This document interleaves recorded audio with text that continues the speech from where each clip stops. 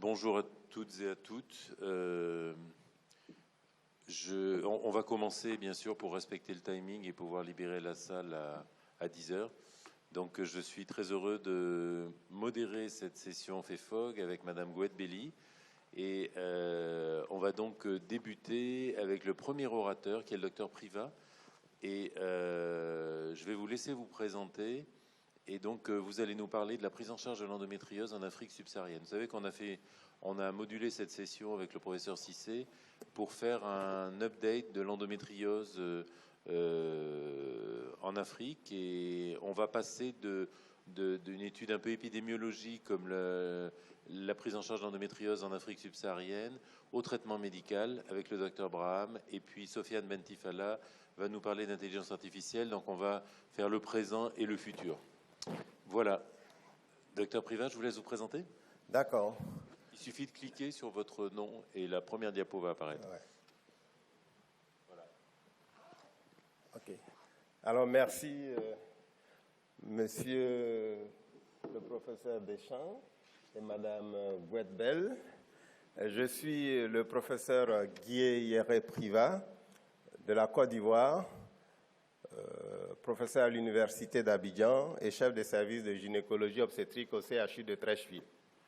Alors, je voudrais, avant de commencer, remercier au nom de la Société de gynécologie obstétrique de Côte d'Ivoire et notre président, les organisateurs de cette session qui nous ont permis de participer à une journée scientifique de haut niveau. Et cette participation va consister à parler de la prise en charge de l'endométriose en Afrique subsaharienne. Alors, l'endométriose définie par l'ectopie de l'endomètre en dehors de la cavité utérine est une affection relativement fréquente qui soulève encore de multiples questions sans réponse claire, malgré les nombreux travaux sur la question. Si elle est connue sur le plan clinique depuis 4000 ans, la première description ayant été faite en Égypte en 1855 et histologiquement par Rokitansky en 1860. Alors, la connaissance sur le sujet, le diagnostic et le traitement restent une véritable problématique en Afrique subsaharienne. Problématique que nous avons identifiée à 3 niveaux. La problématique épidémiologique, la problématique diagnostique et la problématique thérapeutique. Dans la prise en charge de l'endométriose en Afrique subsaharienne, nous allons essayer de parler de ces 3 problématiques. D'abord, la problématique épidémiologique. L'étude de la prévalence de l'endométriose dans la population générale est difficile. Le diagnostic de cette affection impose non seulement la visualisation complète du pelvis, car parfois cette pathologie est silencieuse, mais aussi la biopsie et l'étude histologique des lésions. Cette étude histologique qui fait parfois défaut dans nos pays en développement. Elle toucherait dans la population générale environ 5 à 10% des femmes en âge de procréer selon l'Organisation mondiale de la santé. Et si on tient compte de ces 5 à 10%, on verra qu'en Afrique subsaharienne, il existe des millions de femmes qui sont porteuses de cette affection. Dans nos recherches, nous n'avons pas trouvé d'études nationales, surtout dans mon pays, et mes collègues à qui j'ai demandé de m'aider pour rechercher des fréquences n'ont pas trouvé des résultats concernant l'endométriose. Parfois, nous avons quelques études rétrospectives ou hospitalières ou des séries de cas qui, à partir de ces études-là, nous permettent de sortir quelques résultats. Cela peut s'expliquer par les difficultés diagnostiques que nous avons dans nos pays.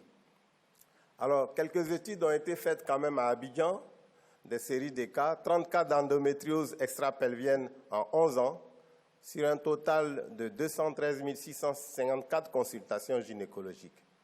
Et on retrouve que la prévalence de l'endométriose extra-pelvienne était de 1,4 cas pour 10 000 consultations gynécologiques. On notait une prédominance des atteintes thoraciques, 14 cas sur 30, et ombilicale, 7 cas sur 30. L'atteinte endométriosique était multifocale chez une patiente sur 6. Alors, après ce problème épidémiologique qui est dû au fait qu'il n'y a pas d'études, nous passons au deuxième problème, à la deuxième problématique qui est la problématique diagnostique. L'endométriose, comme vous le savez, est une maladie chronique fréquente. Elle est méconnue du grand public puisque plus de 2 tiers des femmes ne connaissent pas l'existence de cette maladie quand on a fait quelques enquêtes. Méconnue également par une grande partie du personnel de santé, sages-femmes, infirmiers, médecins généralistes, parfois même des gynécologues. Et il en découle donc une errance diagnostique qui n'est pas l'apanage des pays sous-développés seulement, ça existe également dans les pays développés, et qui laisse la pathologie évoluer insidieusement vers des complications. Complications qui seront difficiles à prendre en charge. Le diagnostic dans nos pays passe par également la clinique qui est dominée essentiellement par les douleurs.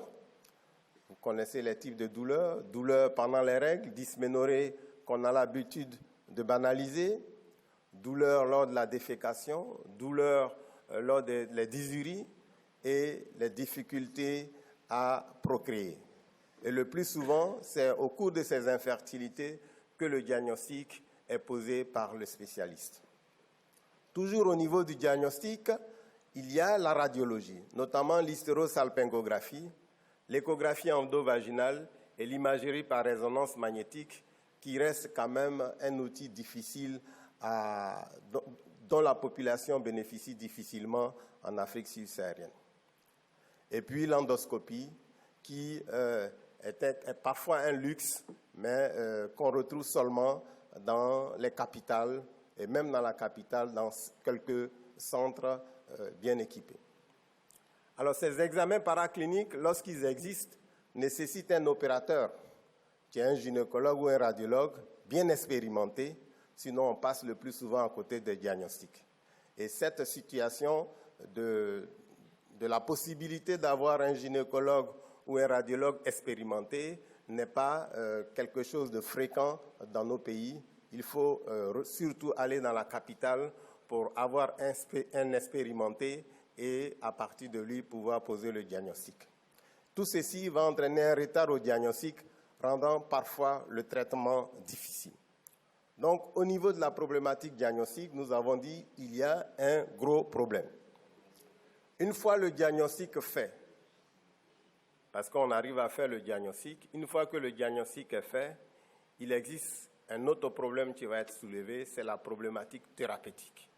Alors, vous voyez l'image, la patiente qui est anxieuse, mais le médecin également qui est anxieux. La prise en charge thérapeutique est difficile, angoissante, comme je l'ai dit tout à l'heure, aussi bien pour la patiente que pour le médecin. Je peux vous l'avouer, moi-même, il m'arrive parfois en consultation de ne pas pouvoir présenter grande chose à la patiente. Chaque fois que je dis, « Madame, je vais vous prescrire ça », elle dit, « Docteur, vous m'avez déjà prescrit ». Je passe à un autre médicament, elle dit, « Oui, je l'ai à la maison déjà ». Ce traitement difficile se fait en 2 volets. Le volet médical, l'administration d'antalgiques, d'ostroprogestatifs, de progestatifs, d'analogues de la GnRH, et également le traitement chirurgical que nous pratiquons par la voie classique ou la voie cœlioscopique, qui reste quand même, comme je l'ai dit, un luxe. Alors, les spécialistes de la douleur, les psychologues, les physiothérapeutes ne sont pas souvent associés à la prise en charge dans nos conditions de travail parce que cette spécialité est très rare. La prise en charge thérapeutique, lorsqu'elle est possible, il existe une autre barrière. La barrière est le coût. Donc cette prise en charge est onéreuse surtout au stade des complications ou de localisation extragénitale, notamment les localisations thoraciques digestives avec des acides hémorragiques. Et dans ce cas, la prise en charge est multidisciplinaire. Et donc, le coût va augmenter et faire appel donc à des moyens thérapeutiques pas toujours accessibles aux patientes du fait du coût élevé et de manque de l'assurance maladie. Nous vous montrons sur cette diapositive, à partir d'une étude rétrospective faite sur 4 ans, entre 2011 et 2015, les traitements qui ont été utilisés dans la prise en charge de l'endométriose. On voit donc que comme traitement médical, il a été utilisé des anti-inflammatoires non stéroïdiens, des progestatifs, des dispositifs intra-utérins libérant des progestérones, des ostroprogestatifs et les analogues de la GnRH, qui reste le médicament le plus souvent utilisé parce que permet pour un certain temps de libérer le médecin et de calmer la patiente. Mais quelques mois plus tard, cette patiente va revenir. On a également, dans la petite recherche bibliographique, retrouvé, à partir d'études rétrospectives, un traitement chirurgical. Ce traitement chirurgical était fait selon ce que nous voyons sur le tableau. Les patientes ont bénéficié d'hystérectomie. Il s'agissait le plus souvent de l'endométriose interne, donc des adénomioses, de salpingectomie, de kystectomie, d'adhésiolyse, d'exérèse de nodules et d'électrocoagulation. Vous voyez que ce traitement a été fait surtout chez des patientes qui étaient venues pour des problèmes d'infertilité et chez qui le diagnostic, surtout à partir de la cœlioscopie, a permis de mettre en évidence l'endométriose. Dans une autre série de 30 cas d'endométriose extragénitale, le traitement a consisté à une chirurgie thoracique. Là, ce n'était plus le gynécologue. Les patientes étaient adressées en cardiologie pour la prise en charge. L'omphalectomie seule, il s'agissait de la participation des chirurgiens digestifs et dans certains cas, l'hormonothérapie seule ou l'omphalectomie plus l'hormonothérapie a été associée. On se rend compte que, comme partout, ce n'est pas seulement en Afrique subsaharienne, la récidive est très importante et rend difficile la prise en charge chez la patiente et entraînant des problèmes psychologiques. Alors, nous allons terminer en disant que l'endométriose reste une réalité sous-estimée en Afrique subsaharienne. Vous voyez les rares travaux, je l'ai dit, même jusqu'à sur le site ici, j'ai demandé à mes collègues, avez-vous des chiffres? Ils m'ont tous dit non. Alors, le délai diagnostique est encore long. Nous espérons que bientôt, avec ces campagnes qui sont mises en place, nous allons raccourcir le diagnostic. Le traitement répond de plus en plus aux normes internationales, oui, avec la participation à des congrès. Et quand nous retournons, nous avons les protocoles. Donc, nous mettons en place les traitements qui répondent aux normes internationales. Mais ces traitements ne sont pas à la portée de la majorité des patients du fait du coût élevé et du traitement difficile à obtenir. Alors, devant cela, la priorité actuellement, et j'ai dans la recherche bibliographique trouvé des recommandations de l'OMS que j'ai trouvées très importantes, que je partage avec vous. L'OMS dit, en Afrique subsaharienne, premier point, il faut sensibiliser les prestataires de santé, les femmes, les hommes, les adolescents, les enseignants et les communautés en général sur l'endométriose. Premier point important. Former tous les prestataires de santé, parce qu'il y a beaucoup de prestataires de santé qui ne connaissent pas l'endométriose, qui ne savent pas poser le diagnostic de l'endométriose. Ceci donc pour améliorer les compétences et aptitudes en matière de dépistage, de diagnostic, de prise en charge ou d'orientation des cas d'endométriose vers des spécialistes. Faire en sorte que les services de santé primaire jouent un rôle dans le dépistage et le repérage des cas d'endométriose, ainsi que la prise en charge de base de la douleur dans les contextes où on ne peut pas se tourner vers des gynécologues ou des équipes pluridisciplinaires spécialisées. C'est une situation fréquente chez nous. Il faut que les médecins généralistes puissent traiter, puissent prendre en charge ces femmes qui présentent des dysménorrhées liées aux endométrioses. Et enfin, renforcer la capacité des systèmes de santé à assurer un diagnostic précoce et la prise en charge de l'endométriose en disposant de plus d'équipements. Et oui, de plus d'équipements. De plus d'équipements, mais également de spécialistes qui pourront bien interpréter et de médicaments. Continuer la collaboration à l'échelle mondiale. Et voilà pourquoi j'ai remercié la FEFOC de nous associer, de parler de l'endométriose. Et quand nous allons rentrer, bien sûr, nous allons appliquer ce qu'on a appris ici. Alors, je vous montre Pour terminer, quelques images de sensibilisation. Là, c'est une chose que nous faisons bien pour le moment. Alors, ces sensibilisations, je suis sur la photo, nous sommes passés à la télévision et ça s'est fait depuis 4 ans environ. Sensibilisation sur l'endométriose. Voici des images, donc lutte contre l'endométriose, les consultations gratuites pour sensibiliser la population. Nous formons des médecins au dépistage précoce de cette pathologie. Alors dans la recherche également, je pense qu'en Afrique subsaharienne, ça se fait un peu partout. Ces images, c'est une conférence de sensibilisation sur l'endométriose à Kinshasa. Je vous remercie.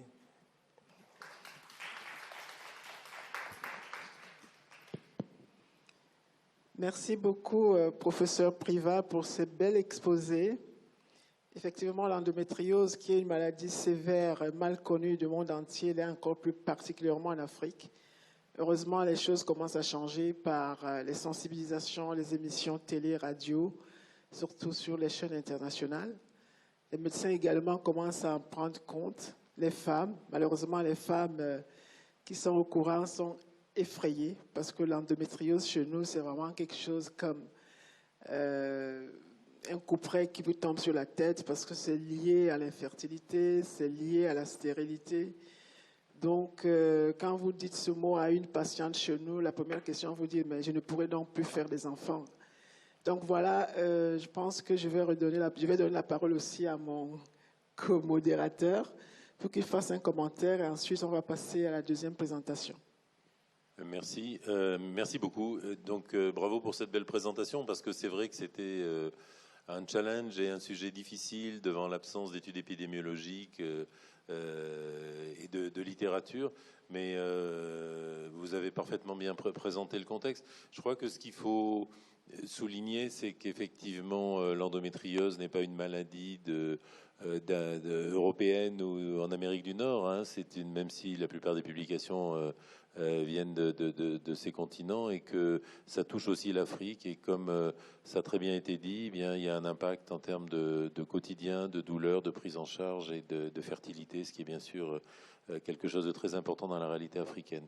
Est-ce que vous avez des questions à poser au professeur Privat? C'est dur le matin, c'est un peu compliqué, mais on va y arriver. Alors j'ai une bonne nouvelle à vous annoncer, c'est que la clim va être interrompue à 9h. J'ai demandé tout de suite en arrivant dans la salle, on m'a dit 9h, je ne sais pas pourquoi ça ne peut pas être fait avant, mais a priori ça va être 9h. Est-ce que vous avez des questions à poser? Est-ce que vous avez des expériences particulières? Les sessions FEFOG, c'est essentiellement pour partager des expériences, hein, donc est-ce que vous avez des remarques dans votre pratique clinique ou pas? Non, il n'y a pas de remarque particulière. Oui, madame. Alors, est-ce que quelqu'un peut porter le micro? On a une question là, mademoiselle, s'il vous plaît. Merci. Bonjour et merci encore à la FEFOG de nous réunir et de nous faire parler de l'endométriose. Je pense que c'est vraiment un problème gynécologique qui est difficile à résoudre en Afrique. Difficile de par sa méconnaissance, par les praticiens d'abord, et puis des difficultés pour le diagnostic. Et quand on sait que dans certains pays, on n'a pas l'occasion de faire la cellule chez ces femmes qui sont dysménorrhiques, avec tout ce qu'il y a comme symptômes douloureux autour de l'endométriose. En plus, il y a l'infertilité qui se présente chez ces femmes qui ont des endométrioses diffuses. Et le gros problème également, c'est la prise en charge. Il n'y a pas de sécurité. Et la caisse nationale de sécurité, pas la caisse de sécurité sociale, il n'y a pas de prise en charge. Et ces femmes sont laissées à elles-mêmes dans un contexte où la procréation est prise vraiment à cœur. Et il y a quand même, nous avons des cas vraiment qui ont pu avoir une issue heureuse, mais là, il faut un accompagnement avec un diagnostic cellio et une prise en charge également. Et j'ai eu 2 de mes patientes qui ont pu concevoir après un traitement d'endométriose, mais c'est un problème qu'il faut qu'on prenne à bras le corps dans nos pays. Merci. Je vous remercie pour ce commentaire qui est particulièrement important dans la réalité africaine et qui fera d'ailleurs le lien avec l'exposé de Sofiane Bentifala, puisqu'on va vous présenter un test salivaire qui va bientôt être diffusé et qui répondra à beaucoup de questions en Afrique, je le pense, quand on aura réglé, comme d'habitude, les problèmes économiques et la diffusion des tests, etc.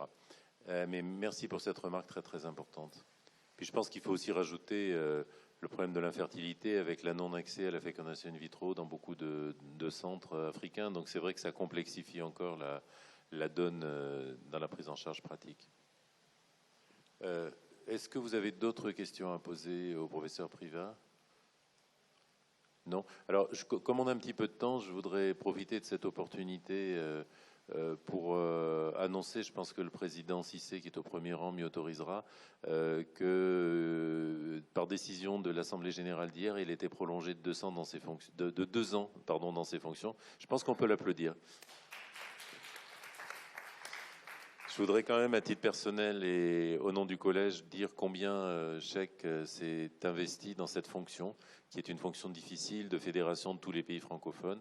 Ce qu'il a fait de ce qui n'était rien, ce qui était un embryon de fédération. Et on a tous vécu les webinars, les mails multiples, le grand sérieux de Cheikh. Et vraiment, je suis très admiratif et très, très heureux de cette prolongation. Et on est vraiment tous très très satisfaits. Merci beaucoup. Et le prochain challenge, on l'a exprimé hier, c'est le prochain congrès de la FIGO qui aura lieu, vous le savez, à Paris en octobre 2023 et qui doit être une plateforme de reconnaissance et de diffusion pour les pays africains francophones.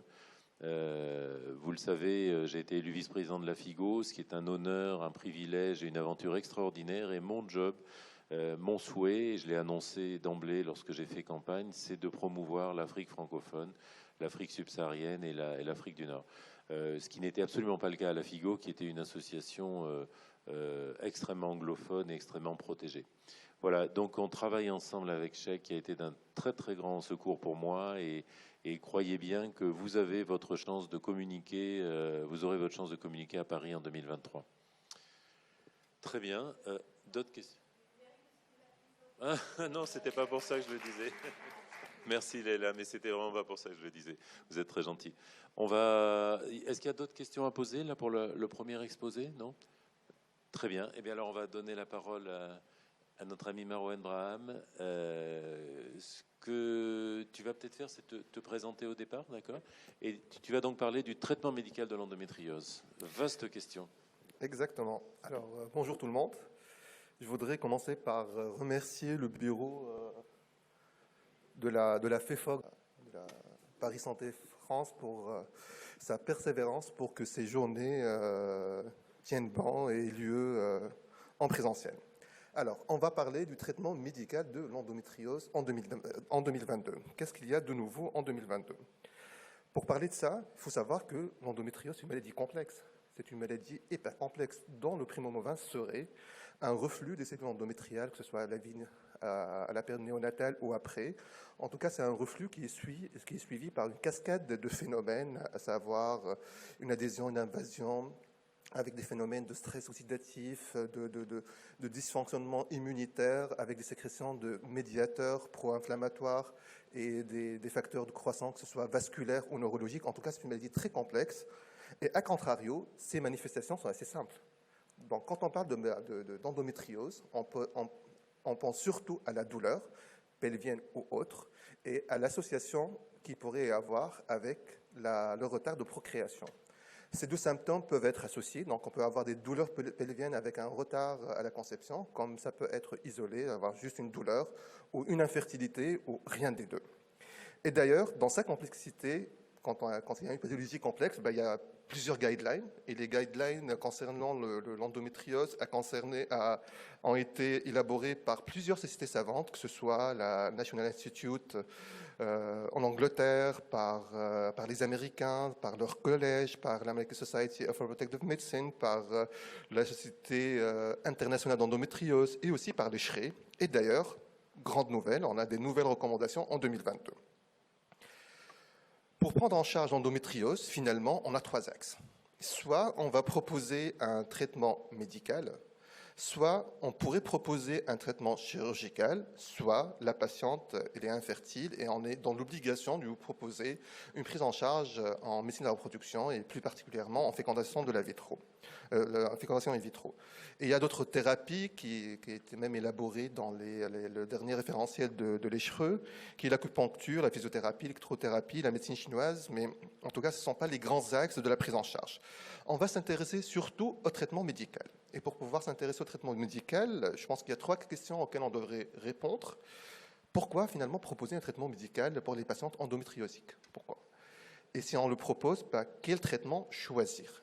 Et si finalement l'indication est là et on a choisi le traitement, quand est-ce qu'on va le commencer? Commençons par le premier chapitre. Pourquoi le traitement médical? Alors, sur la première présentation, vous avez bien vu que l'endométriose, ce n'est pas du tout une maladie confinée au pelvis. Alors là, pas du tout. Il y a de sécrétion de plusieurs facteurs pro-inflammatoires et de facteurs angiogéniques qui font que de cette maladie une vraie maladie systémique qui pourrait toucher tous les organes. Et alors, si ça touche tous les organes, aller enlever les cellules par chirurgie, ce n'est pas du tout évident. Sinon, on serait 10 chirurgiens en train d'opérer la patiente. Et même si la chirurgie est bien faite, et même si la chirurgie est confinée au niveau du pelvis, il faut savoir que c'est une chirurgie délétère. C'est une chirurgie délétère pour la réserve ovarienne. Et si on voudrait vérifier l'effet de cette chirurgie sur la réserve ovarienne, il n'y a pas de mieux que le dosage de l'hormone antimullérienne, de l'AMH. Et sur cette publication très récente faite par des gens hyper entraînés sur l'endométriose, on voit qu'il y a une vraie baisse de la réserve ovarienne après chirurgie de l'endométriose et plus particulièrement une chirurgie de l'endométrium, que ce soit à 1 mois, à 6 mois ou à 1 an. Pire encore, quand l'endométrium touche les 2 ovaires, il y a une vraie altération de la réserve ovarienne. Est-ce qu'on est performant pour la chirurgie? Alors là, pas vraiment, parce que si on voit cette publication faite sur 234 patientes par une équipe suisse très entraînée aussi pour l'endométriose, on voit qu'à 36 mois, entre 30 et 36 mois, on a 50% de récidive. Certes, dans leur méthodologie, ils n'ont pas expliqué est-ce qu'il y a eu un traitement en post-chirurgie ou pas. En tout cas, si on prend les patientes pêle-mêle, il y a 50% de récidive entre 30 et 36 mois. Pire, il y a une progression de la maladie. Ça veut dire que si sur la première chirurgie, on avait juste de l'endométriose superficielle, sur la deuxième chirurgie, on pourrait avoir de l'endométriose profonde. Donc c'est une maladie qui récidive après chirurgie et qui évolue et qui progresse. Pourrait-on avoir des grossesses pour les patientes infertiles sans avoir recours à la FIV? Travail intéressant par l'équipe de Cochin, chapeautée par M. Saint-Oli et M. Chaperon. On a pris des patientes endométriosiques avec une endométriose profonde, surtout au niveau de l'appareil digestif, en tout cas avec des atteintes digestives. L'âge moyen des patientes était à 32 ans. Il y avait une association fréquente d'endométriose dans 73% des cas et aussi de l'adénomiose dans 88% des cas. Et quand on se pense sur les résultats, on est ébahi. On a 36% de live birth rate, donc de naissance vivante par cycle pour ces patientes endométriosiques qui n'ont jamais eu de chirurgie. Mieux encore, sur les 4 cycles, on avait 64% des patientes qui ont eu une grossesse. Donc, on peut avoir une grossesse sans avoir recours à la chirurgie. Donc, il y a le traitement médical et il y a aussi la fécondation in vitro. Donc, finalement, in fine, pourquoi le traitement médical? Parce qu'il y a des manifestations extra-pelviennes, bien évidemment, c'est une vraie maladie systémique, parce que même si on est performant en chirurgie, on est le meilleur chirurgien du monde, il y a très très probablement une altération de la réserve ovarienne, parce que c'est une chirurgie à haut risque de complications, parce que le taux de récidive après chirurgie n'est pas du tout négligeable, parce que la chirurgie conservatrice, finalement, n'agit pas sur la cause. On garde l'utérus et on garde le reflux des cellules endométriosiques vers la cavité péritonéale, parce qu'il faudrait avoir des centres de référence. Et dans notre réalité, avoir un vrai centre de référence. Les centres de référence ont été définis par la National Institute en 2017. Il faut avoir un gynéco très expérimenté, un urologue, un chirurgien digestif, des anesthésistes, une prise en charge de la douleur, des radios. C'est pas du tout évident d'avoir des vrais centres de référence. C'est un état inflammatoire, la chirurgie est compliquée et vous savez, pour nous, en tout cas les chirurgiens, opérer une endométriose, c'est beaucoup plus difficile qu'opérer un cancer. Parce que pour l'endométriose, il y a beaucoup d'inflammation, beaucoup d'adhérence et trouver les plans de dissection, c'est pas toujours simple. Encore, taux de naissance vivante après FIV sans avoir recours à la chirurgie, ça marche. Et dans 64% des cas, avec une endométriose profonde, après 4 tentatives de FIV, on arrive à avoir une grossesse. Quel traitement médical choisir? On revient au basique, la douleur et l'infertilité. Il faut aussi essayer de comprendre un peu ce qui se passe au niveau de la douleur. Pourquoi on a mal quand on a une endométriose? Parce qu'on a des saignements, des implants endométriosiques qui seraient à l'origine de douleurs nociceptives, parce qu'il y a des facteurs de croissance, parce qu'il y a des interleukines, parce qu'il y a des macrophages activés qui vont créer un climat inflammatoire, parce qu'on a aussi une irritation, une infiltration nerveuse. Il faut savoir que ces 3 mécanismes sont souvent associés. Et ces 3 mécanismes, ces douleurs, ce sont des douleurs soutenues, répétées dans le temps, qui seraient à l'origine d'une irritation prolongée avec les facteurs pro-inflammatoires des neurones et du cerveau, et qui seraient à l'origine d'un syndrome de myalgie et d'une hypersensibilité centrale. Donc certes, il y a la douleur périphérique, mais qui évolue très rapidement vers une hypersensibilité centrale et une vraie neuropathie installée. La douleur, c'est très subjectif, hein. On a pas mal de la même façon, et aussi, c'est un fait très important, il n'y a pas du tout de corrélation entre la sévérité des lésions endométriosiques et l'intensité des douleurs.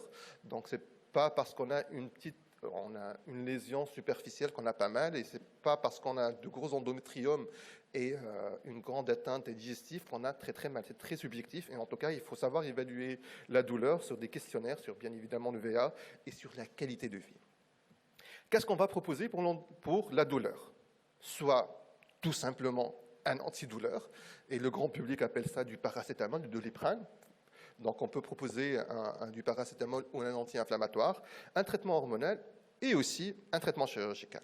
Alors, le traitement anti-inflammatoire non stéroïdien et le paracétamol, il est considéré comme le premier traitement de douleur lié à l'endométriose. Et c'est d'ailleurs un traitement qu'on pourrait utiliser d'une façon empirique avant d'avoir la preuve chirurgicale. Et d'ailleurs, la définition a changé. Et tout au long de ce congrès, on a vu qu'on n'a pas du tout besoin d'une preuve chirurgicale, visuelle ou anatomopathologique pour émettre le diagnostic d'endométriose. Il est mis sur un faisceau d'arguments cliniques, radiologiques et aussi sur un test antalgique. L'Écherie conforte ce qui a été dit par la NICE et elle considère que les anti-inflammatoires et les autres antalgiques permettent de diminuer les douleurs associées à l'endométriose.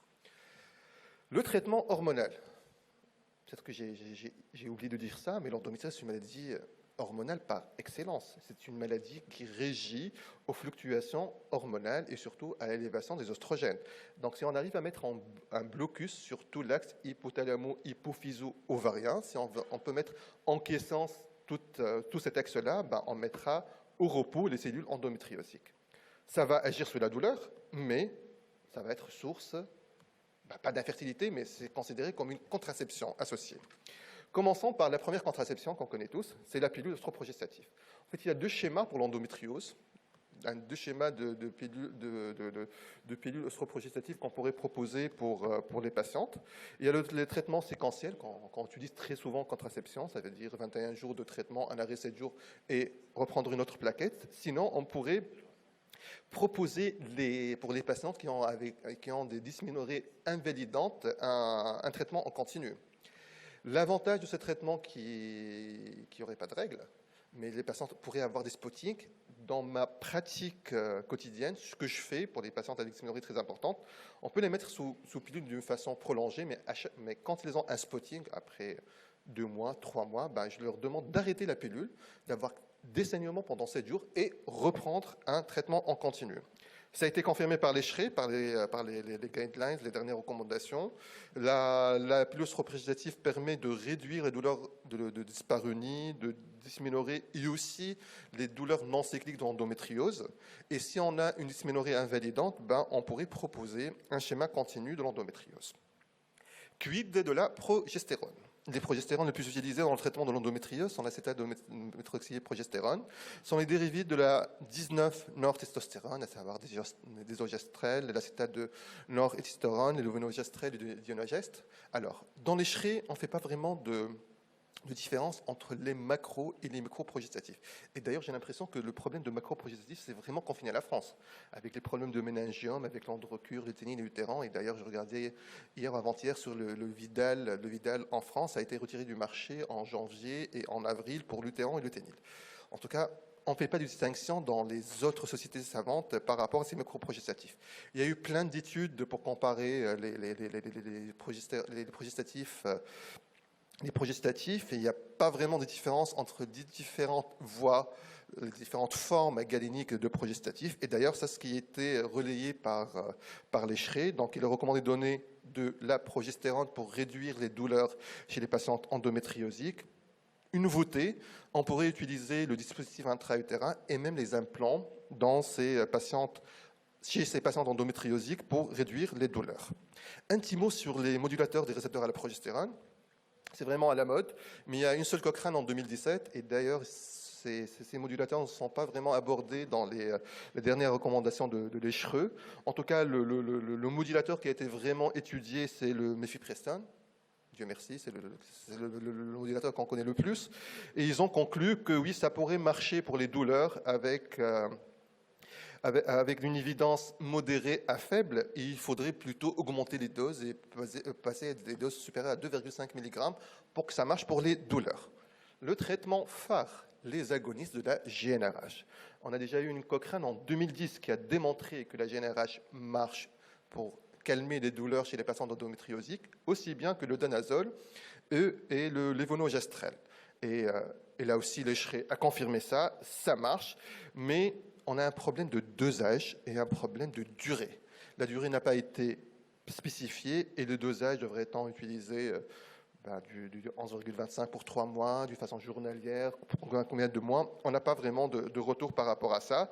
Il ne faut pas oublier que quand on met les patients sous agonistes, c'est comme si on a été à l'origine d'une ménopause artificielle, avec les complications supposées de la ménopause, à savoir les risques cardiovasculaires et la déminéralisation osseuse. Donc, on peut, et c'est même conseillé, de mettre les patientes sous hormonal add-back therapy pour les patientes sous agonistes au long cours.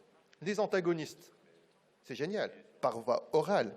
Ça a été étudié par M. Tyler en 2017. Il a sorti un très beau papier dans l'English Journal. Il a démontré qu'il y a une diminution de la douleur avec les Lagolix, que ce soit pour les dysménorrhées et pour les douleurs non cycliques. Et il a démontré que le fait d'augmenter les doses et de passer à 200 mg 2 fois par jour ont été plus efficaces. Et d'ailleurs, l'FDA, la Food and Drug Administration, a approuvé, a donné l'AMM pour l'endométriose à partir de 2018. Et l'ESHRE a suivi, elle a sorti des recommandations qui sont vraiment calquées par rapport aux agonistes. Donc, c'est exactement la même chose.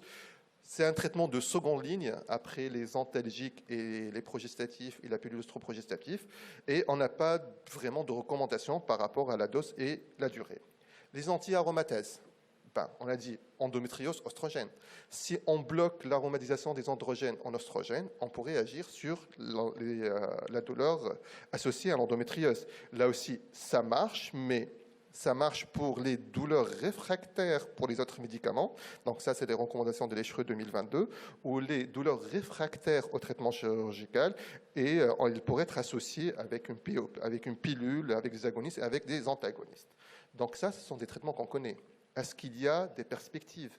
Est-ce qu'il y a d'évolution? Qu'est-ce qui se passe dans le futur? Dans le futur, il y a des traitements en cours d'évaluation, il y a des traitements hormonaux, il y a des modulateurs sélectifs aux oestrogènes, il y a aussi des nouveaux antagonistes de la GnRH, le Rugolix qui est associé déjà à l'ADPAC thérapie, donc c'est en cours d'évaluation.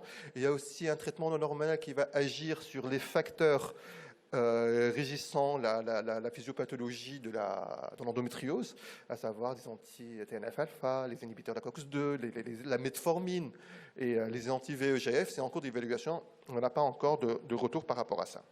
Donc, l'indication y est. Les traitements, on les connaît. Quand est-ce qu'on va les utiliser? La définition a changé. Donc, on pourrait utiliser les traitements antidouleurs, que ce soit la pilule, les traitements hormonaux ou vraiment les antalgiques pour l'endométriose, avant même d'avoir une vérification histologique. Donc, un traitement empirique pour les patientes algiques avec des signes radiologiques. Et ça marche. Il faut les utiliser dès l'apparition des douleurs. Il faut casser cette évolution inévitable des douleurs périphériques vers la douleur centrale, qui est hyper... 9h12. qui est très difficile à gérer par la suite. Hyper difficile à gérer par la suite. Donc, dès l'apparition des douleurs, il faut mettre les patientes sous traitement médical pour arrêter, certes, et soulager les patientes, c'est très important, et aussi casser cette évolution vers la douleur centrale et l'hypersensibilité centrale. Après chirurgie, bien évidemment, ça diminue la douleur et la récidive. D'ailleurs, c'est reporté par l'Eschri, mais en pré-chirurgie, ça ne change rien du tout. Mettre les patientes sans pré-chirurgie, il y a quelques chirurgiens qui trouvent une certaine amélioration, mais en tout cas, l'evidence-based medicine est là pour nous dire que finalement, ça n'améliore pas les complications en pré-chirurgie, en post-chirurgie. Il faut donner un traitement médical en post-chirurgie pour diminuer, pour les patientes qui ne sont pas désireuses de grossesse, pour diminuer les récidives et pour diminuer les douleurs.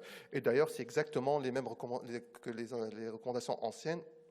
Juste une chose nouvelle, ils ont inclus les dispositifs intra-utérins et la contraception avec une durée précisée qui est de 10 à 24 mois en cas de dysménorrhée. Pour les agonistes et tout, on n'a pas vraiment de durée de prescription en post-chirurgie. En tout cas, ça améliore de diminuer le taux de récidive et le taux de douleur post-opératoire précoce. Donc, si je vous dis tout ça, vous allez me dire, mais on connaît tout ça. Le traitement médical, on le connaît. Finalement, les indications, il n'y a pas eu de révolution en 2022. Mais ce qui a changé vraiment en 2022, c'est notre conception de la maladie. C'est le paradigme qu'on avait auparavant par rapport à la maladie. Auparavant, quand on posait le diagnostic d'endométriose, on se précipitait sur la chirurgie.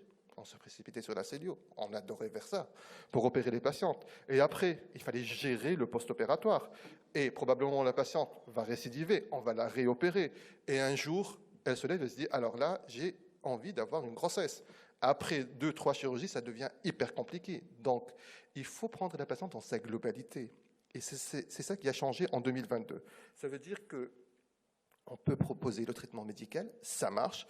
On peut proposer le traitement médical avant une chirurgie, mais on fera la chirurgie si on a tous les facteurs de bon pronostic d'une fertilité, soit spontanée, soit en insémination. Il faut vérifier vraiment les trompes, la réserve ovarienne et, chose très importante, le mari, parce que pour avoir des grossesses, il faut être deux. Et on pourrait passer par la FIV par la suite et retraitement médical. Sinon, on peut faire un traitement médical et proposer une FIV et retraitement médical et on n'aura plus besoin de la chirurgie. Pour les patientes qui restent quand même algiques après une conception et après un traitement médical bien mené, on peut proposer la chirurgie. Donc finalement, ce n'est plus la chirurgie en première ligne, c'est la prise en charge globale de la patiente. En conclusion, les traitements antiméditriosiques, il y a un arsenal important, que ce soit en chirurgie, en technique chirurgicale, en énergie qu'on utilise et en traitement médical. Le traitement de première ligne reste bien évidemment les antalgiques, les ANS, et surtout la pilule progestative, le DO, les lévonorgestrel et les progestatifs. En deuxième ligne, on a recours aux agonistes de la GnRH, aux antagonistes de la GnRH et aussi aux anti-aromatases. Il faut commencer très très tôt le traitement médical pour casser cette évolution vers l'hypersensibilité centrale. En post-chirurgie, ça permet de diminuer les récidives et les douleurs. On ne parle plus de maladies endométriosiques, il faut parler de patientes avec une endométriose parce que les patientes ne se ressemblent pas du tout. Il faudrait trouver et personnaliser et customiser la prise en charge en privilégiant le traitement médical, l'objectif ultime serait de faire une seule chirurgie une fois pour toutes, et je dirais même une chirurgie une très bonne fois pour toutes. Et je vous remercie. Merci beaucoup pour cet excellent exposé. Merci d'avoir rappelé les recommandations de l'ECHRE, puisqu'on a quand même une avancée dans les guidelines. Moi, avant de laisser la parole aux questions, je voudrais faire 2 commentaires. Le premier, c'est que, donc évidemment, ce topo était parfaitement excellent. Le premier, c'est que, effectivement, les paradigmes ont changé au cours des années et que quand on a une patiente qui souffre d'endométriose, il faut lui proposer de la placer en aménorrhée jusqu'à ce qu'elle ait un projet de grossesse. Et quand on opère une patiente pour, par exemple, un endométrium, il faut lui donner un traitement médical après. On voit trop de patientes opérées par des collègues chirurgiens qui sont très contents du geste qu'ils ont fait, qui ont fait un excellent geste, et puis on les relâche dans la nature, et puis elles vont récidiver, comme vous l'avez très bien dit. Donc ça, c'était ma première remarque. Et ma deuxième remarque, c'était... enfin, j'ai 3 remarques, en fait. C'était concernant les analogues. Les analogues, il faut donner une ad-bac thérapie. Il n'est pas question de placer une jeune fille de 21 ans sous analogue au mois de juin, quand l'été commence, et qu'elle n'ait pas une ad-bac thérapie. C'est très simple, l'ad-bac thérapie. Il faut donner, c'est l'accélérateur et le frein. Hein.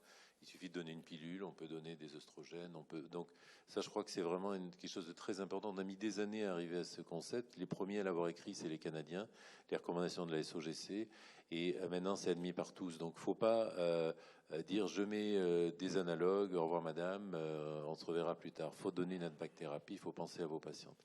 Et la troisième remarque, c'est qu'on va arriver à la génération, vous l'avez cité, hein, des antagonistes, et une nouvelle page thérapeutique va s'écrire. Et pour les collègues qui travaillent en France, on va avoir le RIECO qui va être lancé d'abord pour les fibromes, mais ensuite sur l'endométriose. Et là aussi, c'est un traitement comme un analogue qui intègre une ad-bac thérapie et par voie orale, donc il y aura beaucoup d'avantages. Voilà, ça c'était mes remarques, mais vraiment je vous félicite parce que c'est un sujet qui est tellement vaste et qui est tellement compliqué que c'est vraiment un excellent exposé. Vous voulez faire un petit mot? Merci beaucoup, très belle présentation. On a beaucoup appris, on a beaucoup réappris, enfin on s'est révisé. Alors j'ai une question quand même par rapport à la chirurgie. Nous sommes d'accord qu'il est difficile de faire un diagnostic de l'endométriose sans passer par la cœlioscopie. Donc, si on fait une cœlioscopie pour faire le diagnostic, est-ce que ce n'est pas le moment de faire un traitement chirurgical, même si c'est à minima? Parce qu'à ce moment-là, on se retrouve avec une chirurgie, une pathologie. On ne va quand même pas ne rien faire et fermer pour commencer par le traitement médical. Alors, la question de la chirurgie, c'est difficile à répondre. Alors, avant, on disait see and treat. Ça veut dire si on fait une chirurgie pour l'endométriose, on ne fait pas de chirurgie diagnostique, il faut faire une chirurgie diagnostique et thérapeutique. Mais là, ça a changé. Et d'ailleurs, le Dr Defala est là pour nous parler des nouveaux tests salivaires qu'on fait pour le diagnostic d'endométriose. Donc, on n'est plus du tout obligé, et mais la définition a changé, hein, on n'est plus du tout obligé de faire une chirurgie pour avoir le diagnostic. Alors là, pas du tout. Si on est dans l'obligation d'opérer, il vaut mieux faire vraiment toutes les explorations pour savoir où est l'endométriose, chercher tous les implants profonds et proposer une prise en charge complète avec zéro implant par la suite. Ok, on attend ces tests avec impatience. Il y a un sujet qui me tient à cœur, que je n'ai pas relevé dans la présentation, c'est la préservation de la fertilité. Il ne faut pas oublier à proposer une préservation de la fertilité pour les patients endométriosiques qu'on va opérer, surtout avec des endométriomes, parce qu'on peut être très délétère sur la réserve ovarienne et se retrouver après avec une réserve dans la chaussette et pas de grossesse par la suite. Je suis arrivé un peu en retard, je m'en excuse, mais je ne sais pas si vous avez soulevé la question de la taille. Dans le temps, on disait qu'un endométriome de plus que 2 ou 3 cm ne s'envolera pas sous traitement médical. Si la femme n'a pas de douleur, on ne l'opère pas, on l'observe. Mais dans le cas où cet endométriome est en train d'augmenter pour atteindre 7, 8, 9 cm, quelle est la place de la chirurgie à ce moment? Ou bien on observe simplement? Alors, ça aussi, la question est... Non, mais c'est une question qui est est très intéressante, mais qui ne fait pas partie de... Je ne l'ai pas soulevée parce que ça fait partie de la question qu'on m'a demandé de traiter. Alors, ça a été soulevé dans les cheveux. Hein. Alors, opérer des endométriums, c'est un sujet de débat très intéressant et on ne sera jamais d'accord à 100%. Là, l'écheret a mis les cut-offs à 3 cm pour dire qu'à partir de 3 cm, peut-être on sera pas délétère si on opère les patientes, mais il faut prendre cette recommandation avec des pincettes parce que le problème majeur, c'est la douleur. Si la patiente n'a pas mal, pourquoi l'opérer? Il n'y a pas du tout d'indication à l'opérer. Et si la patiente va passer en FIV et que l'endométrium n'est pas du tout gênant, il ne faut pas le toucher. Il y a des précautions pendant la ponction, pour la méthode antibiotique et tout, pour les infections post-opératoires, mais il ne faut pas le toucher. Donc, la question de l'endométrium, c'est une question intéressante, mais qu'il faut vraiment personnaliser et chaque patiente a sa vérité. Mais est-ce qu'on ne peut pas quand même garder, pour qu'on ait tous les idées claires, ce cut-off de 5 cm quand même en disant, parce qu'on a, franchement, dans les temps anciens, on a opéré beaucoup trop d'endométrium pour rien. Modèle 3 cm non algique, comme tu l'as dit, non, il ne faut pas l'opérer. Après, c'est vrai que c'est surtout la douleur qui guide l'indication chirurgicale, mais moi j'ai dans ma tête 5 cm, quand on disait au-delà de 5 cm, bon, quand même souvent on les opère. Ou on peut les alcooliser, ou on peut...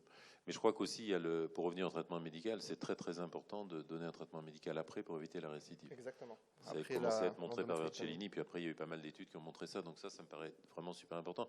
Moi je pense avoir les idées claires, hein. C'est une patiente qui souffre d'endométriose, il ne faut pas qu'elle ait de règles jusqu'à ce qu'elle ait un projet de grossesse. Alors ça s'accompagne comme théorie, ça s'explique parce que ces jeunes femmes, elles ont toujours une copine qui va leur dire « mais t'es folle, faut purifier ton corps, tu pourras jamais être enceinte ». Donc faut leur expliquer que le fait de ne pas avoir de règles, il n'y a pas une cavité secrète où seraient stockées les règles et quelque chose de comme ça un peu opaque et troublant et inquiétant. Non, il faut leur expliquer que s'il n'y a pas de variation hormonale, la muqueuse ne s'élimine pas, qu'on ne renouvelle pas la muqueuse. Moi je leur dis toujours en consultation, vous savez, il y a un endroit où on a une muqueuse, c'est dans la bouche par exemple. On ne renouvelle pas notre muqueuse buccale. On est construit comme ça. On renouvelle la muqueuse de l'utérus pour pouvoir faire des enfants, mais on ne renouvelle pas la muqueuse buccale. Donc c'est pas grave. Et là, je pense qu'elles comprennent. Mais c'est vrai qu'il y a un devoir d'explication parce que si on n'accompagne pas la prescription, elles vont pas suivre le traitement et c'est important. Ouais. La prise en charge psychologique des patientes aussi très importante. Elles vont changer de médecin. Très clairement. Merci, j'avais une question. Merci Marwan pour ce super topo. J'ai une question qui va un peu à contresens de ce topo, justement. C'est quel discours vous tenez à ces femmes chez qui on pose un diagnostic d'endométriose de manière complètement fortuite, qui viennent pour autre chose, vous faites une échographie, vous tombez sur un bel endométriome, pas de symptômes. Qu'est-ce qu'il faut lui dire sachant que c'est très compliqué aujourd'hui de proposer encore un traitement hormonal face à ce qui se passe un peu dans la mouvance, j'allais dire biologique. Quel discours vous tenez pour leur expliquer qu'il faut prendre un traitement pour ralentir l'évolution de la maladie?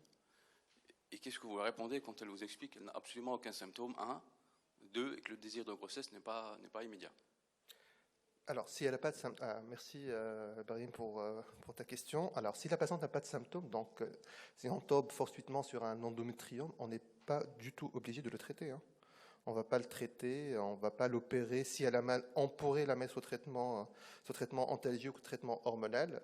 Si la patiente n'a pas de désir de grossesse dans les médias, c'est pas grave. Pardon? Alors, si dans l'évolution, on peut proposer à la patiente, c'est très un peu compliqué parce que toutes les patientes ne sont pas demandeuses de traitement hormonal. Et pourquoi vous allez tomber sur un endométrium en consultation pour une patiente qui consulte elle va consulter pour infertilité ou pour autre chose? Si elle a un endométrium, on n'est pas sûr de son évolution par la suite. Vous pouvez l'avoir par la suite. Il faut juste lui expliquer que c'est de l'endométriose, que le traitement, il y a un traitement médical qui va arrêter les règles pendant un certain temps. Si elle a un désir de conception, elle pourrait avoir une conception normale. Hein. Endométriose, c'est pas du tout égal à fécondation in vitro. Et que si elle avait des problèmes par rapport à la conception, là, on aura recours à la médecine de la reproduction. Bonjour, merci pour l'exposé. Je voudrais juste poser une question. Tout à l'heure, vous avez dit qu'il faut commencer le traitement assez tôt, sachant que de nos jours, on a des filles qui, à 10 ans, ont déjà une ménarche. Pour vous, qu'est-ce qui est tôt? Alors ça aussi, ça s'est soulevé par les chéris dans un chapitre endométriose et adolescence. En tout cas, si la patiente a des ménages, alors on parle aussi de promovance au niveau de la période néonatale, hein, un reflux de cellules endométriosiques dès la naissance avec la chute brutale des hormones après la naissance. Donc on pourrait avoir des patientes hyperallergiques avec les règles. Je pense qu'il faudrait attendre un tout petit peu, quelques mois, pour vérifier que ce n'est pas dû juste à une immaturité de tout l'axe ou à autre chose. En tout cas, si les douleurs sont là et persistantes, il ne faut pas hésiter à mettre les patients sous traitement antalgique. Oui, parce que sinon, ça va évoluer rapidement vers l'hypersensibilité cérébrale. Ben, on peut proposer ça aussi, oui. On peut commencer par des antalgiques du premier palier et passer, oui, au traitement hormonal. On voit beaucoup d'adolescentes qui en tout cas qui sont sous pilule pour autre chose, et finalement, quand elles arrêtent la pilule, elles se rendent compte qu'ils ont une endométriose qui était calmée par la pilule auparavant. Et ça change rien en leur fertilité par la suite. Hein. Nous remercions pour votre exposure. Est-ce que vous avez des données en ce qui concerne la dégénération maligne des tumeurs endométrioïdes? Je pense que les cheveux a tout fait. Là aussi, un chapitre sur la dégénérescence des kystes endométriosiques, qui est très très rare. Je n'ai pas les chiffres en tête. Je pense que c'est entre 0,3 et 0,4%. Je ne sais pas si vous avez une idée sur les... On a le spécialiste de la question. D'accord, donc il va vous répondre juste après. J'ai pas, en tout cas, il y a une dégénérescence, mais qui est très très très rare.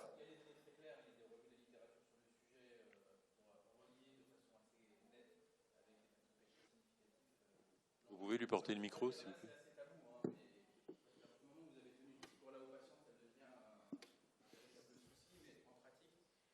Très clair entre les masses ovariennes endométriosiques et la survenue ultérieure de néoplasie. Donc pour les sous-types endométrioïdes, il y a une relation directe de causalité.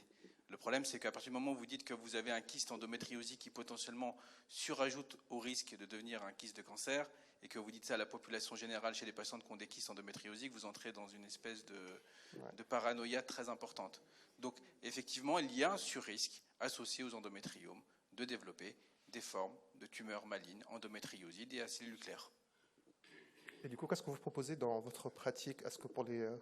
On ne peut rien proposer, c'est-à-dire que c'est une relation statistique épidémiologique menée sur des données. À partir de là, il n'y a pas de stratégie particulière de prévention, de suivi, de biopsie, d'ablation de kyste, d'ablation de l'ovaire, etc., etc. C'est une information brute statistique qui éventuellement est effrayante si vous le délivrez comme ça sans explication, mais qui en pratique ne débouche pas forcément sur une stratégie spécifique de surveillance ou de prise en charge. Exactement, merci. C'est effectivement ce qu'on met en avant pour critiquer l'alcoolisation, par exemple, en disant quand on fait une alcoolisation d'un endométrium, on va le ponctionner par voie vaginale, le vider, mettre de l'alcool dedans et on n'a pas d'histologie. Donc moi, enfin, je pense qu'il faut être un peu serein. Hein. C'est un petit peu comme les fibromes et les sarcomes. Effectivement, il y a un risque de sarcome, mais il faut quand même un peu se détendre dans la vie courante. Vous avez une femme de 23 ans qui a un endométrium, bon, voilà quoi. Très bien. Est-ce qu'il y a d'autres questions pour cette session passionnante, là, avec des questions qui fusent de partout? Oui, encore.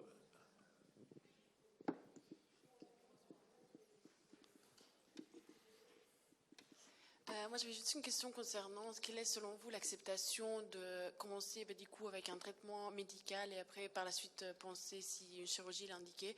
Quelle sera, selon vous, l'acceptation de la part de la patiente? Est-ce que ça sera bien accepté ou bien ils auront quand même en tête que la chirurgie va changer les choses ou pas? Alors, tout dépend comment on va expliquer les choses à la patiente. Il faut être clair et vraiment très pragmatique. Si on fait de la chirurgie, on pourrait être délétère pour la fertilité par la suite. Si on n'a pas mal, il ne faut pas opérer. Si on a mal et on arrive à gérer les douleurs par le traitement médical, tant mieux. Il faut essayer vraiment de retarder au maximum la chirurgie par rapport au désir de grossesse et par rapport à la contraception, la conception. Et en tout cas, si on fait de la chirurgie, il faut que ça soit vraiment bien fait, une seule fois par toutes. Avant, on disait que le pronostic de l'endométriose dépendait surtout du premier chirurgien qui l'opère. Là, je pense qu'il faut dire que le pronostic, il dépend du chirurgien qui l'opère une seule fois. Juste un petit commentaire sur le cas de l'endométriose qui se transforme en cancer. On a un cas médico-légal très important au Liban où une femme a été opérée à 2 reprises de kyste endométriosique banaux et à la 3e chirurgie, c'était un endométrioïde très bien différencié. Et donc, la question, est-ce que c'était déjà un cancer à la base mal lu par les anapathes ou une transformation? Mais dès qu'on va parler de risque de cancérisation, il n'y aura plus un endométrium dans la ville. Et c'est l'argument qui est utilisé par les chirurgiens qui veulent opérer à tout prix. Ouais. Et donc, il faut se méfier. Je ne pense pas qu'on devrait en parler à nos patientes parce que si vous n'allez pas l'opérer et vous gardez les guidelines, comme on dit, quelqu'un d'autre le fera pour vous. Donc, je ne pense pas qu'il faut associer cancer et endométriose, sinon on n'en finira pas. Exactement, comme Alexandre dit, là, c'est une information vraiment brute. Hein. C'est des études statistiques brutes de prévalence. On a vu qu'il y avait plus de cancer avec ça. Mais qu'est-ce qu'on va faire par la suite? Je pense qu'il faut attendre.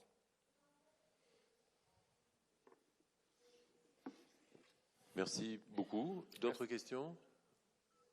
Khaled, non? Petite question. Allez, je te voyais hésiter tout à l'heure. Ah non. Monsieur a pratiquement tout dit, je crois. Ah, merci. Non, mais bon, je ne veux pas rebondir sur la cancérisation. C'est vrai qu'il ne faut pas inquiéter la population par ça, mais c'est un risque que le chirurgien doit connaître, hein, et doit gérer. Dans ma pratique quotidienne, j'ai eu 2 cas. Le dernier est tout récent. Et je ne vous dis pas, hein, c'est des femmes qu'on suit pendant des années pour un supposé kyste bénin, mais après c'est une autre histoire, quoi. Ouais. Voilà. Bien, en tout cas, encore merci pour ce très brillant topo. Et peut-être en conclusion, vous encouragez toutes et toutes à relire les recommandations de l'Echereux, parce que c'est quand même une mise au point extrêmement importante pour notre communauté. Très bien, donc on est dans le timing. Je vais donner donc la parole à Sofiane Bentifala. Sofiane travaille à Paris, c'est un des experts français de l'endométriose et il va vous présenter une très très belle aventure, le topo endométriose. Et là on ouvre des perspectives qui sont absolument éblouissantes. Donc retenez votre respiration, mettez votre ceinture et l'avion va décoller. Merci beaucoup, Monsieur Descamps, pour cette introduction. Alors je souhaitais surtout remercier l'ensemble de la FEFOG et puis son président de m'avoir proposé de vous parler d'intelligence artificielle et de prise en charge de l'endométriose. Alors, l'idée, effectivement, c'est que ça va décoller et il faut vous projeter un petit peu dans 2, 3, 5, 10 ans et oublier tout ce que vous connaissez sur le sujet parce que finalement, c'est ça qu'on va essayer de faire et vous allez voir qu'on va y arriver assez rapidement. Donc, voici mon principal lien d'intérêt avec cette présentation.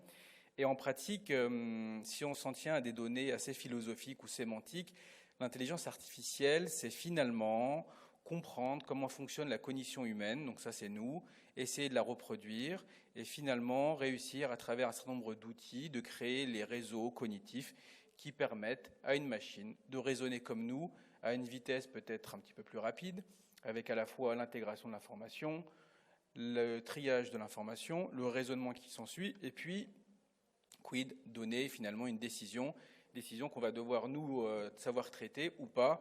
On verra à ce moment-là comment est-ce que les choses se font. Donc ça, c'est la définition, très claire. Ça, c'est un document que je vous invite à lire qui est finalement hyper intéressant parce qu'il vous place en 2017, dès 2017, la place de l'intelligence artificielle sur l'ensemble de la société. Et puis, vous connaissez Cédric Villani, et là, il se projette, il remet ce rapport au Premier ministre, il remet ce rapport au Président, et lui dit, voilà, dans les 5 prochaines années, voilà tout ce que nous devons faire pour réussir à être une nation, en tout cas, être pionnier dans la question de l'intelligence artificielle. Et donc, pour faire simple, pour nous, médecins, puisqu'il existe des déclinaisons de l'intelligence artificielle, vous en avez sur votre ordinateur, sur votre téléphone, à l'aéroport, un petit peu partout.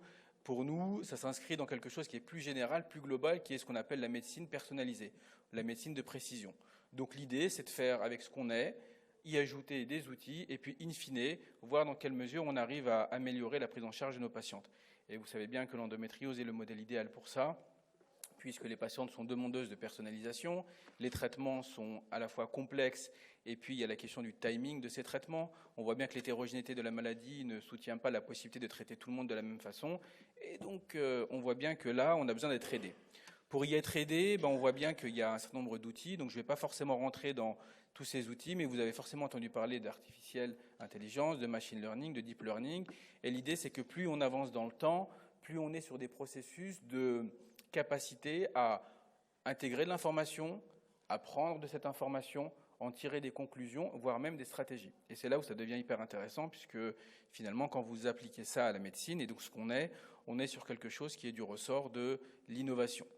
Dès 2017, il était noté que le développement de l'intelligence artificielle pouvait stimuler l'innovation en santé, à la fois sur le plan du traitement, sur le plan du diagnostic, et on voit bien que finalement, entre ce qui est dit au départ et puis ce qu'on en fait, il s'écoule un certain nombre d'années et nous y sommes. En termes de projection sur l'avenir, on est parti, globalement, nos ancêtres sont partis de la préhistoire. Nous sommes actuellement, pour l'endométriose, en tout cas à la préhistoire de sa prise en charge, à la fois sur le plan du diagnostic, mais aussi sur le traitement, vous le verrez. Et donc l'idée maintenant, c'est de voir dans quelle mesure on peut disrupter tout ça. L'endométriose, c'est le modèle parfait, c'est la maladie la plus complexe qui puisse exister, en tout cas dans la sphère particulière gynécologique. Elle revêt un certain nombre de pathologies de système, elle est liée à un certain nombre de déterminants génétiques, déterminants épigénétiques, d'environnement, de pollution, et on voit bien que ces conséquences sur la vie des gens, elles sont majeures. Ça va de la douleur à l'infertilité, en passant par des conséquences sociétales, des conséquences familiales, des conséquences professionnelles, et donc vous voyez bien que la machine, quand vous lui donnez toutes ces informations-là, qui viennent dans tous les sens, elle est capable de les agréger. Alors comme ça paraît quand même bizarre de se dire oui, on prend des données de santé issues de registres sur la capacité de la patiente à travailler et on les agrège avec ses résultats de biologie utilisés en fécondation in vitro et puis on agrège ça avec les données de chirurgie. Mais en pratique, c'est ce qui se passe. Et quand vous moulinez tout ça dans une machine, vous arrivez à avoir des informations relativement précises. Donc le modèle idéal, et donc l'idée c'est de tendre par, dans un premier temps, diagnostiquer, puis ensuite accompagner tout le réservoir de patientes qui n'ont pour l'instant pas été prises en charge, ou en tout cas qui ont la maladie avérée, et puis dans les prochaines années pouvoir anticiper son apparition, bloquer son évolution et réussir à obtenir éventuellement une régression. C'est troublant quand je dis ça. Hein. En tout cas, comme ça, dit pour cette maladie-là, alors qu'on se pose la question de la traiter actuellement, ça paraît assez étonnant. En même temps, qui vous aurait dit il y a 3 ans que vous alliez tous avoir dans votre sang un vaccin avec de l'ARN messager et que ce vaccin ARN messager allait vous éviter d'attraper le Covid? Pas grand monde. Bon. Voici toutes les déclinaisons possibles de l'intelligence artificielle actuellement imaginées dans le monde. Alors ça va du diagnostic au traitement en passant par la prédiction du risque de cancer, prédiction du risque de fertilité, tout ce que vous voulez. Et on voit bien que en fait, les domaines d'utilisation de cette notion, ils sont assez généraux. Et donc du coup, c'est là où ça devient hyper intéressant. Et en même temps, quand on revient au monde réel, c'est-à-dire celui dans lequel on est, il y a actuellement une dizaine de priorités. Vous voyez que parmi ces priorités, il y en a 2 qui s'intéressent à la question du diagnostic. Et elle est hyper intéressante, cette question du diagnostic. Mais finalement, elle est très éloignée de l'impact qu'a sur la vie des gens cette maladie. Deuxième élément important, ça c'était les priorités de nous, médecins, quand on se pose la question de qu'est-ce qu'on doit faire pour les patientes pour les améliorer. Mais quand vous interrogez les patientes sur ce qu'elles souhaitent, vous voyez bien qu'il y a des formes de discordance. Alors, dans un premier temps, pour le traitement, la douleur, on est à peu près d'accord avec nos patientes, elles veulent ça, on les accompagne, on est assez cohérent.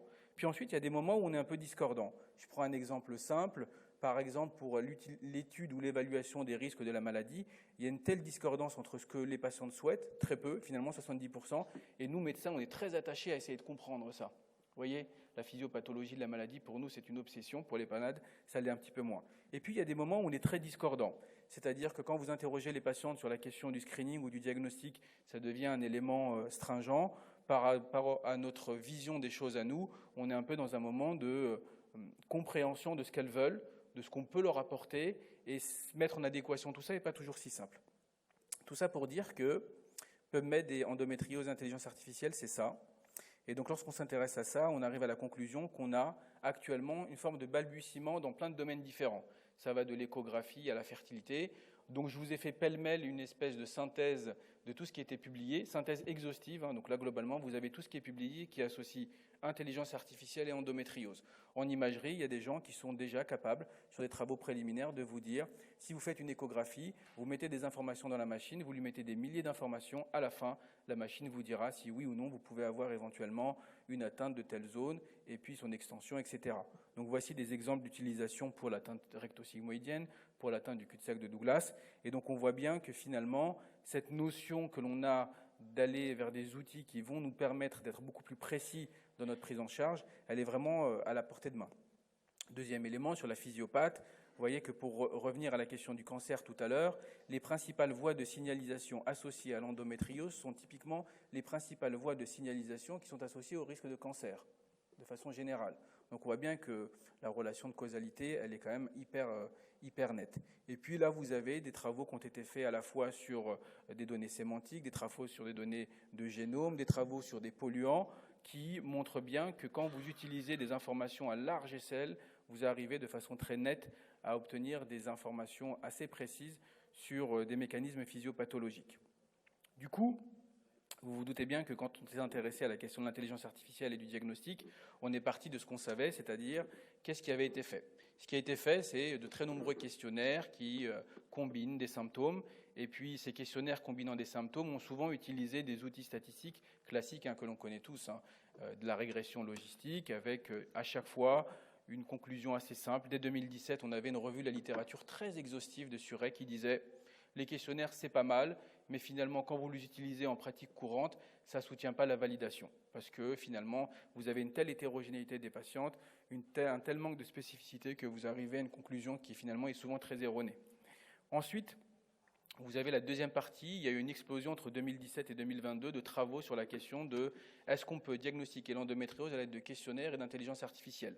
Alors, ils ont utilisé des registres de patientes, on a utilisé des registres médico-éco, il y a eu plein de travaux sur le sujet, et on arrive à la conclusion que finalement, c'est pas si mal, c'est pas si inintéressant, mais vous n'arrivez jamais à passer le fameux seuil que vous connaissez tous, qui est le seuil à partir duquel on dit qu'un test de diagnostic est suffisamment pertinent pour éviter la chirurgie. Chirurgie diagnostique est évidemment remise en question, et évidemment un des éléments très discutés de la prise en charge diagnostique de cette pathologie, mais qui parfois est l'unique solution pour pouvoir arriver à un diagnostic de précision, avec une certaine variabilité, quand vous êtes dans une situation très claire où vous avez fait 3 échographies, 6 IRM, une patiente qui est en échec de toutes les thérapeutiques médicamenteuses, et comme seule solution que vous avez à lui proposer devant l'absence d'éléments en faveur d'une endométriose, qu'une céliodiag. Vous avez tous été confrontés à cette situation, et on voit bien que parler de célioscopie diagnostique à ce moment-là, c'est moins tabou qu'en prime abord en population générale. Et malgré tout, ce seuil, il est connu. On dit que globalement, lorsque vous avez un test diagnostique, qui est au-dessus de 94% de sensibilité, au-dessus de 80% de spécificité, vous pouvez considérer que finalement votre outil n'est pas si mal que ça. Et finalement, l'ECHRE le dit bien, actuellement, pour diagnostiquer l'endométriose, évidemment qu'on doit écouter nos patientes, qu'on s'appuie sur des symptômes. Ces symptômes vont nous donner une présomption. Cette présomption, elle va être étayée par des examens d'imagerie, échographie, plus ou moins IRM. Et vous savez tous qu'il existe des situations de discordance. Ces discordances sont très claires. J'ai mal, imagerie négative, surtout chez les patientes les plus jeunes, les adolescentes, les patientes âgées de entre 20 et 25 ans, vous n'avez pas forcément d'apparition de la maladie. J'occulte le kyste endométriosique, qui est la situation la plus simple, mais en pratique courante, ce n'est pas toujours si évident que ça d'avoir des arguments en faveur d'une endométriose. Et n'oubliez pas les faux positifs de l'imagerie. Dans la frontière très mince entre je n'ai rien et j'ai un petit ligament utérosacré ou j'ai une petite lésion du torus utérinum ou des ligaments utérosacrés, on sait tous que l'imagerie surdiagnostique de façon très nette. On pourra en discuter si vous le souhaitez à la fin. Donc du coup, on voit bien que c'est intéressant, mais finalement assez insuffisant. Assez insuffisant, et cette conclusion, on est arrivé très rapidement dessus, puisqu'on a nous-mêmes travaillé sur la question. On a pris des données sur près de 8000 patientes qui ont été interrogées sur leurs symptômes. On a fait un questionnaire assez courant, assez classique, le même que tout le monde utilise à quelque chose près. On a mouliné les données en intelligence artificielle, on était fiers de nous. On a eu un questionnaire qui était génialissime. On l'a validé en population, sur une population externe, ce qui n'est pas toujours le cas. Et on arrive à la conclusion que c'est pas si mal que ça, mais que finalement c'est hyper insuffisant quand vous vous dites maintenant je vais le diffuser à la population générale, puisqu'il y a un tel manque de spécificité sur la question que finalement vous passez à côté, ou en tout cas vous passez à côté de très nombreuses patientes. Donc finalement les questionnaires c'est bien, mais pas si intéressant que ça. Du coup on s'est dit il faut aller plus loin. Et aller plus loin, c'est là que ça devient finalement assez futuriste. Ça c'est finalement une synthèse de ce que nous sommes à quelque chose près. Ce que nous sommes, c'est un génome. Donc là, c'est globalement votre patrimoine génétique, c'est ce que vous êtes quand vous naissez. Et donc, c'est ce qui va déterminer en partie comment est-ce que vous allez pouvoir évoluer dans le temps. Et puis, au sein de ce génome, ça ne peut s'exprimer que si et seulement si vous avez ce qu'on appelle le transcriptome qui va venir interagir avec ce génome pour l'exprimer. Et c'est là que vous comprenez que si vous prenez un individu dans un environnement donné et que vous le changez d'environnement, il ne va pas devenir la même personne. Vous l'avez tous vécu, on a des milliers de travaux épidémiologiques sur le sujet, et ça on le sait bien. Et qu'au sein de ce transcriptome, vous avez ce qu'on appelle les ARN. Donc il y a des ARN codants et des ARN non codants. Et les ARN codants, c'est le Covid, c'est le vaccin. Dans les non-codants, vous avez différents sous-types d'ARN, et donc un certain nombre d'entre eux sont hyper intéressants, puisqu'ils sont courts et longs. Et on s'est intéressé à une toute petite partie d'entre eux, les micro-ARN. Donc là, je vais vous parler des micro-ARN, mais je pourrais vous parler de tous les ARN à un moment. Mais en pratique, ce qui est sûr, c'est que ces micro-ARN, ils sont connus pour interagir à différentes étapes de la cascade de l'expression de vos gènes, soit pour bloquer leur expression, soit pour favoriser leur expression. Donc en gros, quand on est dans un environnement donné, de façon très naturelle, ces micro-ARN interagissent normalement. Et il se trouve que pour un certain nombre de pathologies, depuis maintenant une dizaine d'années, vous avez des dizaines et des dizaines de publications par an sur le sujet, où vous avez une publication sur un micro-ARN. Tout le monde se dit, c'est génial, j'ai un micro-ARN, et puis on l'étudie à lui tout seul. Et on se dit, lui, il est associé à ça, mais il donne ça, et il interagit avec ça. Et donc, vous voyez que pour l'endométriose, ça, c'était des travaux de 2018, voici ce qui a été recensé, et il avait été fait un lien très clair entre des mécanismes physiopathologiques de la maladie et puis un certain nombre de micro-ARN. Vous voyez bien que finalement, là, il y en a une dizaine de recensés. Les travaux les plus aboutis sur le sujet sont montés à une cinquantaine de micro-ARN. Et puis les synthèses de travaux les plus aboutis sont montées à une centaine de micro-ARN. Donc jusqu'en 2021 et des poussières, le maximum de micro-ARN évalué dans la littérature était 100. Or, ce que je ne vous ai pas dit, c'est que globalement, actuellement, il en est décrit environ 2600 micro-ARN. Et si je reviens à la diapositive d'avant, je ne vous ai pas parlé des SNO-ARN, je ne vous ai pas parlé des pi-ARN, je ne vous ai pas parlé des ARN longs. Et donc, globalement, quand vous mettez tout ça mis bout à bout, vous arrivez globalement, pour une personne, à environ 200 voire 300 000 biomarqueurs sur un individu. Alors, je vous mets au défi d'avoir 300 000 indicateurs sur un individu pour le décrire, de pratique courante. Et ça vous dit bien que finalement, de façon assez simple, on arrive, entre guillemets, à une étape où on commence à cartographier l'individu de façon assez précise sur sa partie épigénétique. Vous allez me dire, oui, mais l'épigénétique ne fait pas tout, et la génétique. La génétique, ça a été évalué, mais comme je vous ai dit, le problème de la génétique, c'est que c'est votre patrimoine de base, qui ne s'exprime pas toujours dans un environnement donné. Or, l'endométriose, par définition, c'est dans un environnement donné. On sait que les polluants agissent, on sait que différents facteurs agissent sur le sujet, et c'est là qu'on se rend compte que finalement, quand vous êtes dans la cascade de compréhension de la maladie à l'étape de l'épigénétique, vous êtes au plus près de ce que la maladie revêt chez une patiente. Et donc, ça a été associé, connu, publié, largement reproduit. On sait qu'il y a des micro-ARN associés à des voies de signalisation dans l'endométriose. Hyper intéressant, et ça avait été fait dans le sang. J'ai mis la salive, puisque en fait, jusqu'à quelques semaines, quelques mois, la salive avait complètement été négligée comme fluide. Or, la salive a la particularité d'être un fluide hyper intéressant. Quand on s'intéresse à la question des voies de signalisation, ça a été notre premier travail, ça a été d'essayer de trouver une forme de cohérence scientifique. Nous avons pris de la salive, nous avons pris du sang, nous avons pris 200 patientes. Par malade, nous avons séquencé 2600 micro-ARN, ce qui était, mais finalement, 260 fois plus que ce qui avait été fait jusque-là. Et on s'est intéressé, dans un premier temps, à la compréhension de ce qu'est la malade. Alors, vous voyez bien, là, c'est une voie de signalisation, c'est la compréhension physiopathologique, le que sais-je. Et puis là, je vous mets une espèce de voie de signalisation correspondant au top 5 ou au top 10 des micro-ARN les plus performants dans la signature qu'on a développée.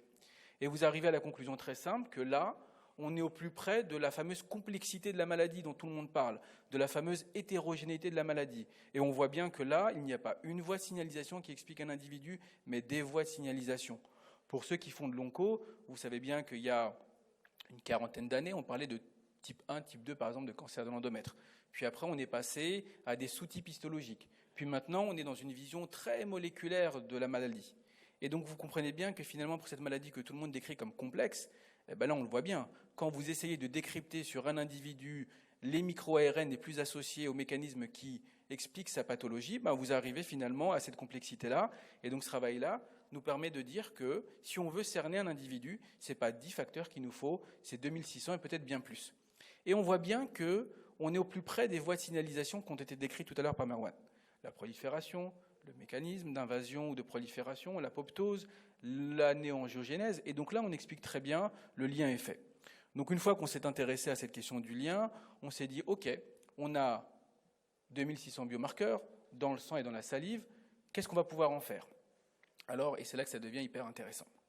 Parce que finalement, et c'est là que l'intelligence artificielle prend toute sa place, c'est que de façon cognitive, quand on a essayé de travailler sur le sujet, on a utilisé une méthode très simple, celle qu'on connaît d'habitude, en considérant qu'on va prendre les 10 micro-ARN les plus performants, on va les combiner, et puis on va en faire une signature. C'est ce qu'on aurait à peu près tous fait. On l'a fait, ça ne marche pas. C'est comme si vous me disiez, demain, je prends une équipe de rugby, et je prends les 10 meilleurs joueurs du monde, et puis je les mets sur le terrain face à l'autre équipe. Vous comprenez bien que la complémentarité des 10 meilleurs joueurs du monde, elle n'est pas acquise. Et le succès, ou en tout cas la réussite pour gagner la finale de la Coupe du Monde, elle n'est pas acquise. Ce qui compte finalement dans cette compréhension de ce qu'est un individu, c'est la complémentarité des gens. Et donc la complémentarité des micro-ARN, ici, elle est nette. Juste une figure pour que vous compreniez bien.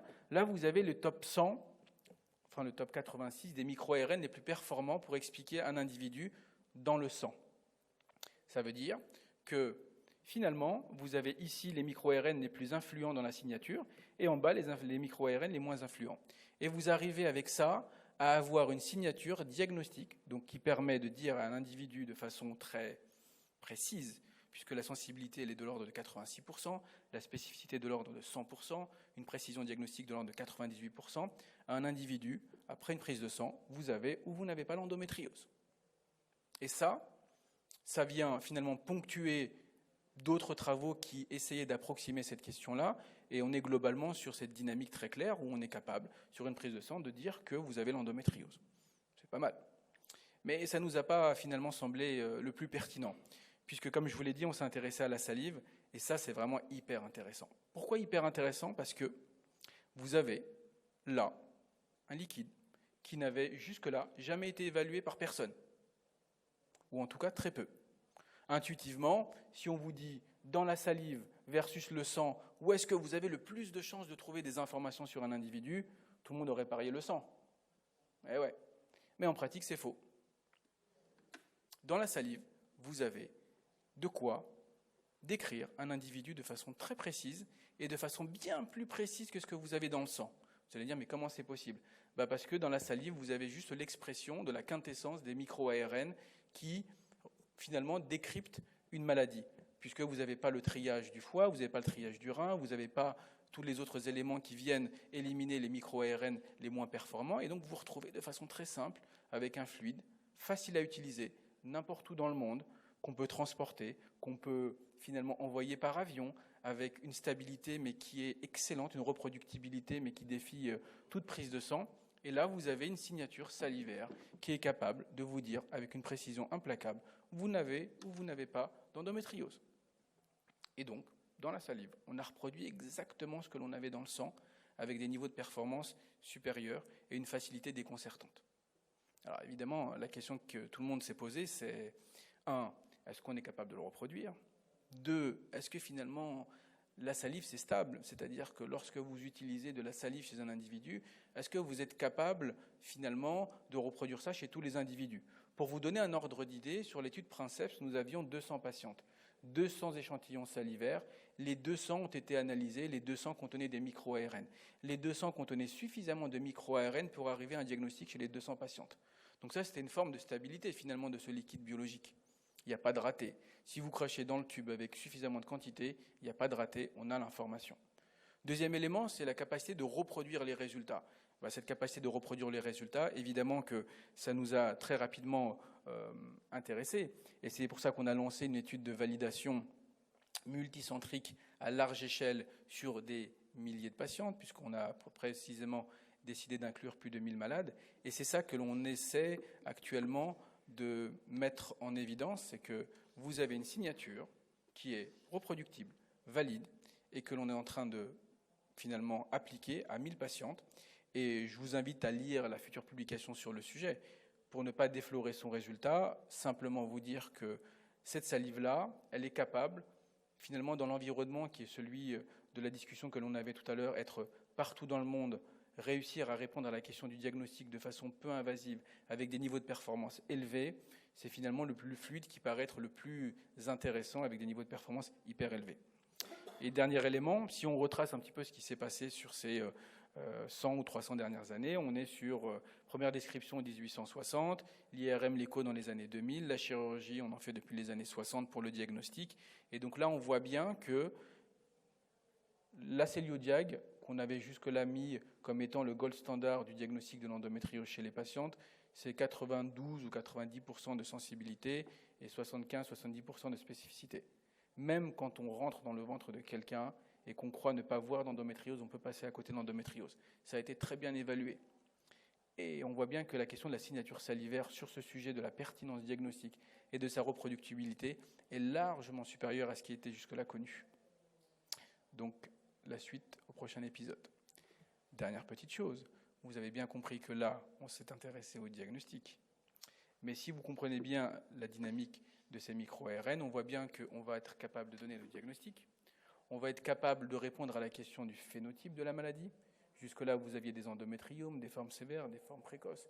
C'est des questions auxquelles on a déjà répondu très largement. Des publications sont sur le sujet. Et puis, ce qui va vous intéresser très rapidement, c'est de savoir est-ce que la patiente est infertile ou pas. Ou en tout cas, est-ce qu'elle a une prédominance à l'infertilité. C'est également des éléments qui sont en cours de publication et qui ne devraient pas tarder à répondre à un certain nombre des problématiques que l'on se pose au quotidien. Merci pour votre attention.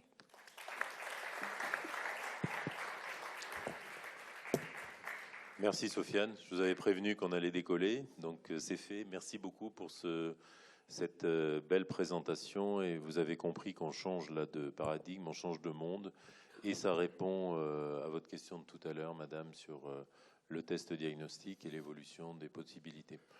Donc je crois que c'est très très important, on est dans une étape clé. Ce que Sofiane n'a pas précisé, c'est qu'il y a eu 5 publications qui ont été faites par cette équipe qui est dirigée par Sofiane sur le plan scientifique en quelques mois, que ça continue et que c'est un travail qui est absolument passionnant et qui va changer notre pratique. La vraie question, en fait, c'est maintenant que le test existe, qu'on va le confirmer, qu'il y a une validation externe qui est en cours, il faudra bien réfléchir à l'utilisation d'un tel test.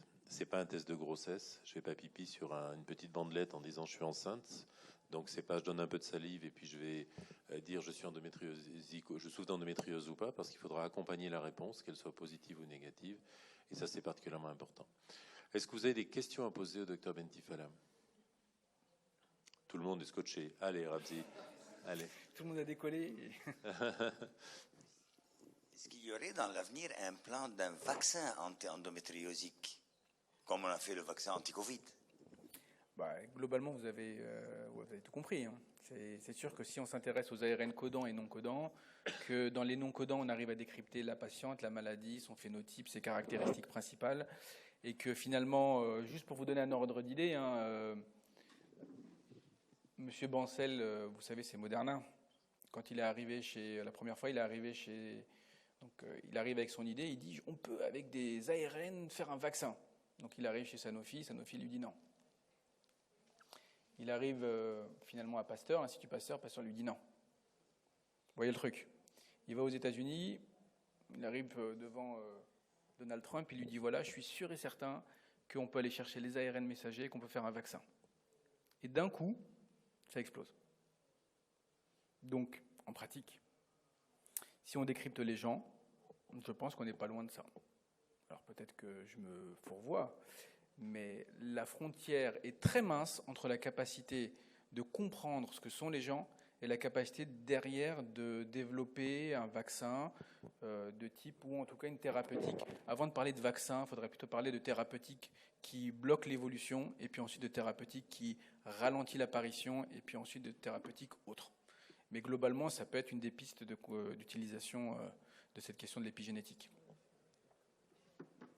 Ouais, je crois que c'est particulièrement important. On va vous donner le micro. Le temps que le micro arrive, ce que dit Sofiane est particulièrement important parce que on sait tous, pour revenir au sujet qui était l'IA, on sait tous que le vaccin anti-Covid, qui a quand même été une démonstration de l'utilisation de l'intelligence artificielle, il n'aurait jamais été réalisé aussi rapidement, et donc il y aurait eu beaucoup plus de centaines de milliers, voire de millions de morts s'il n'y avait pas eu l'intelligence artificielle. C'est un accélérateur en fait d'analyse et d'application. Donc c'est vraiment une ère passionnante. Mais le Covid est un très bon exemple, effectivement. Alors, il y a une question. Oui, pardon. Oui, merci encore pour cette magnifique présentation. Je remercie au passage la FEFOG parce qu'on est gâtés aujourd'hui. Je vais rebondir sur la fin. Du coup, vous avez parlé de phénotype. Je ne sais pas dans les études que vous avez présentées, est-ce qu'il y a un profil de patiente particulière? Parce que moi, je viens d'Afrique, et c'est vrai que la question de l'endométriose en Afrique a pendant très longtemps été reléguée au second plan, parce qu'on s'est focalisé sur les fibromes. Et puis maintenant, quand les diagnostics, on se rend compte qu'on a beaucoup plus. Est-ce que vous pensez que c'est sur ces profils de diagnostic peuvent s'appliquer à tous les types de populations? Je sais que c'est très compliqué de parler de type de population aujourd'hui, mais est-ce que vous pensez qu'un diagnostic salivaire d'endométriose fait sur des populations particulières précises, caucasiennes, pourrait avoir la même sensibilité sur des populations africaines, par exemple, ou nord-américaines? Alors, merci pour cette excellente question. C'est une des discussions qu'on avait tout à l'heure avec Marwan. On y travaille en réalité. Vous savez très bien que pour diffuser un test, il faut avoir une validation externe. Cette validation externe doit être faite sur une population la plus générale. Et on sait très bien qu'une patiente avec une endométriose en Asie n'est pas la même patiente qui a une endométriose caucasienne, qui est la même patiente qui a une endométriose probablement en Afrique du Nord. Pour vous donner un ordre d'idée, ces éléments-là, on ne peut pas tellement les évaluer, mais la population caucasienne, en tout cas la population qui a participé à l'étude, c'est une population qui est du territoire, donc il n'y a pas de... voilà. Après, on ne s'intéresse pas forcément à cette question-là, mais ça fait partie des pistes de réflexion que l'on a, et d'ailleurs, on en a discuté il y a quelques minutes avec Marwan, on va probablement envisager de faire des travaux en Afrique du Nord, et peut-être même un petit peu plus loin, puisque c'est ce que je vous disais, la salive, à partir du moment où vous avez fait votre prélèvement salivaire et que vous êtes en capacité de l'envoyer en avion, vous avez globalement une certaine latitude. On a poussé très loin les modalités d'évaluation des tubes, et on sait très bien que vous pouvez garder un tube 45 jours sur une paillasse à température ambiante, et on y arrive très très bien. C'est la facilité du liquide biologique. Et pour compléter la réponse à votre question qui est fondamentale, il fallait bien commencer par un bout. Donc, il y a une population qui a été étudiée entre Lyon, Angers et Paris au départ. Il y a une diffusion. Maintenant, effectivement, il faudra faire des études ciblées en Asie, en Afrique, effectivement. Oui. Très bien. Est-ce que vous avez d'autres questions à poser à Sofiane? Pas d'autres questions. Je vérifie l'horloge du temps, mais nous sommes exactement à l'heure, Monsieur le Président de la FEFOG. Et je voulais moi aussi remercier Cheikh pour cette très belle organisation. C'est une superbe session. Merci à toutes et à tous. Bonne continuation pour le congrès. Au revoir.